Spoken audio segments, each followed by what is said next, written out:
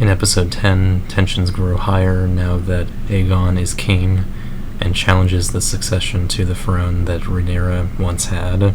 And after Rhaenys comes over to tell her and Daemon of Viserys' death and Aegon's succession, they all come together to plan what will be done next.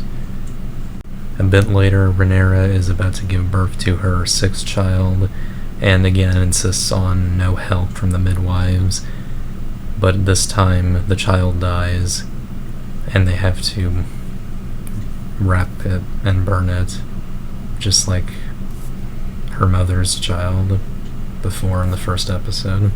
After the funeral, one of the knights from King's Landing shows up, and instead of, anything hostile, he decides to give Rhaenyra Viserys' old crown and swear loyalty to her.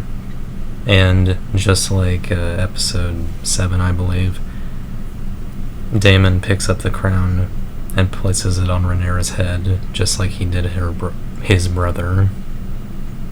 A bit after this, Odo Hightower and a bunch of knights meet with them on the bridge between the King's Landing and the Stepping Stones, I believe, and sort of discuss things.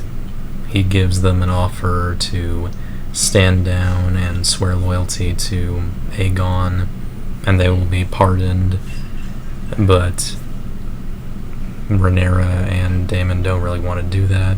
But instead of, battling or whatever, she says she'll think about it and, meet with, him and Alyssa to talk about it.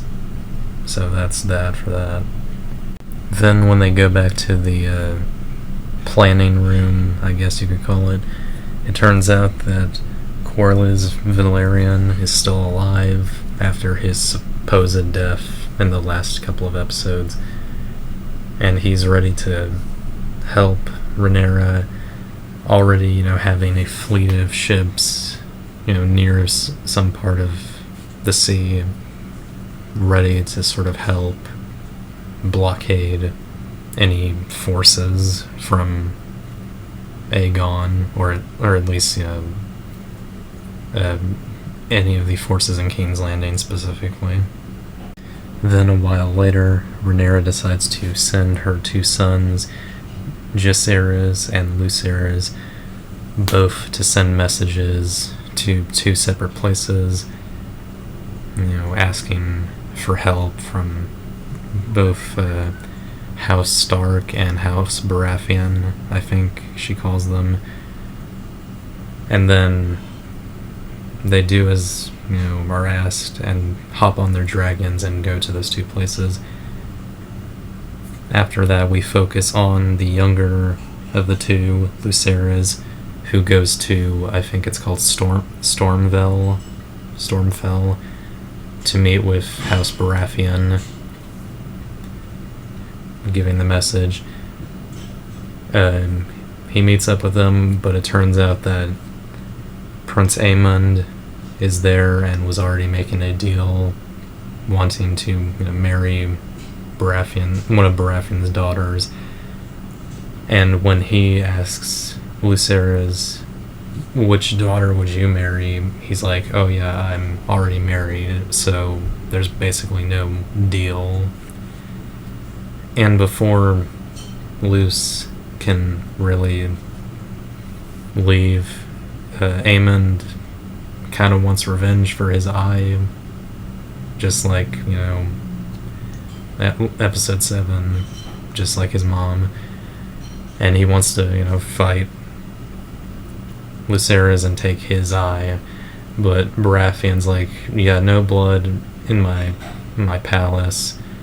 So he lets Lucerys go, he hops on his dragon and flies away, but it turns out Aemond hopped on his dragon real quick and started chasing him, and they have this big, chase between two dragons. But sadly, Aemond's dragon is not only too big, but too fast, so the dragon chomps on Lucerys' dragon into pieces, and I'm guessing kills Lucerys, and that's that. The episode then ends with, I'm assuming, Rhaenyra receiving news for her son's death, and when she turns around and looks at the camera, she is pissed. And that is episode 10, season finale of House of the Dragon. This was quite the episode. I quite liked it a little better than the last episode, which kind of felt shaky with its editing, especially by the end. As a season finale, it's a little because it doesn't give too much resolution. Clearly season 2 is going to continue off and involve whatever, possible battle we might have. So there is that. Overall, I really enjoy this series. Again, I wasn't much of a Game of Thrones fan, but this was really good. And I just might stay tuned for season 2 whenever that might come out. It might be the latter half of next year, obviously. But yeah, I hope you guys enjoyed this show as much as I did. And I guess for my final assessment of the show overall, I'm gonna give episode 10 an 8 out of 10. And then I'm going to give season 1 of House of the Dragon an 8 out of 10. A very solid first season and a very solid start to a, I'm guessing, long-running series, just like the show that came before it. Maybe not as long, but who knows. Well, I very much hope you enjoyed this review series.